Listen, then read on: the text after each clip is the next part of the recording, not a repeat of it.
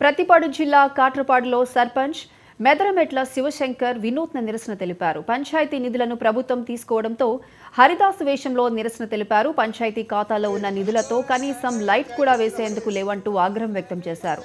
గతంలో కూడా రోడ్లు ఊడ్చి వినూత్నంగా నిరసన చేశారు సర్పంచ్ మెదరమెట్ల శివశంకర్.